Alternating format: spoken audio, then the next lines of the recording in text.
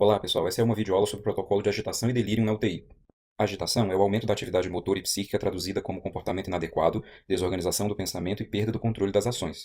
Delírio é uma alteração mental secundária a uma condição clínica geral, caracterizada por um distúrbio da consciência e cognição, de caráter agudo, de curso flutuante.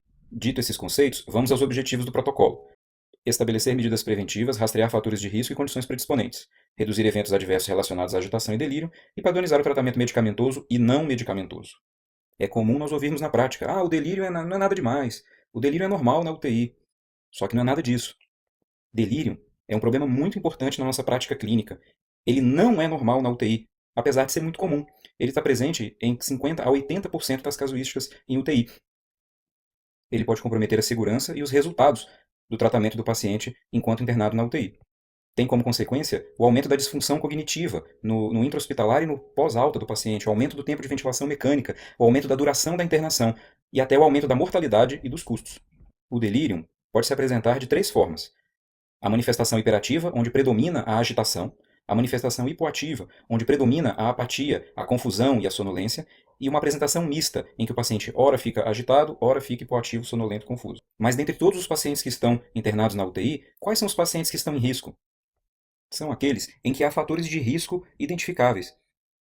Por exemplo, o paciente que não tem acesso ao horário, à data, não tem acesso à luz do dia, não tem condições para se orientar frente ao dia e à noite. Aqueles pacientes que estão com quadro álgico importante, particularmente não controlado. Aqueles pacientes com múltiplos dispositivos, tubos, sondas, catéteres. Aqueles que não têm acesso à água, a alimento. Aqueles que não conseguem se comunicar e estabelecer com o examinador algum tipo de queixa ou algum tipo de necessidade.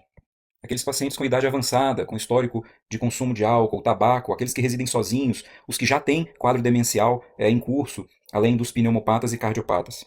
Importante salientar aqueles pacientes com internação prolongada, aqueles com gravidade alta da doença na admissão, aqueles pacientes que fazem múltiplas medicações, a polifarmácia, uso de benzodiazepínicos, seja prévio ou durante a internação, paciente que fica em isolamento, o que não tem visitas familiares, e aqueles pacientes que estão em contenção física.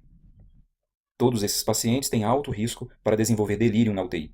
Vocês perceberam que muitos desses fatores de risco são modificáveis e são fatores que nós podemos prevenir. Como são muitos fatores de risco, nós apresentamos para vocês um bundle, o bundle de prevenção do delírio. É o bundle Atenção. Cada letra do acrônimo Atenção vai nos chamar a pensar sobre um dos fatores de risco e estabelecer metas de manejo para sua prevenção.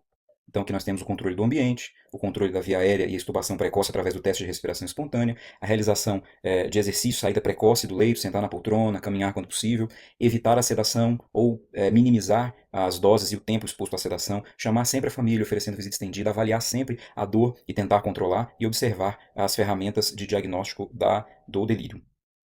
No controle do ambiente, é importante nós observarmos a presença de barulho na UTI, controlar, minimizar esses ruídos, ajustar a luz durante o dia, com claridade durante a noite, com a penumbra, para que a gente consiga fazer com que o paciente não perca o sono-vigília, o ciclo sono-vigília, a orientação tempo-espacial sempre, dizendo para ele em que dia nós estamos, quais são os horários do dia, para que ele se situe no tempo durante a internação, conciliação de óculos, voltar o aparelho auditivo para o paciente e evitar sempre que possível a contenção física.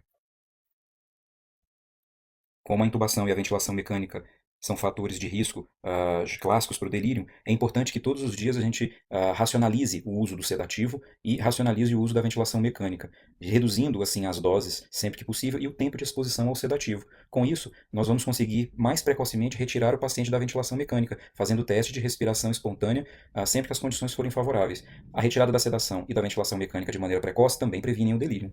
Sair do leito, sentar na poltrona, fazer exercício, olhar o ambiente, não de cima da cama olhando para o teto, mas olhar o ambiente como as outras pessoas olham, reconhecendo os profissionais, reconhecendo as características daquele ambiente a partir da ortostase, são muito importantes para a prevenção do delírio na UTI. E nós precisamos encorajar toda a equipe multidisciplinar a ter essa prática diária, quando possível, com os pacientes. Chamar a família e, sempre que possível, oferecer a visita estendida.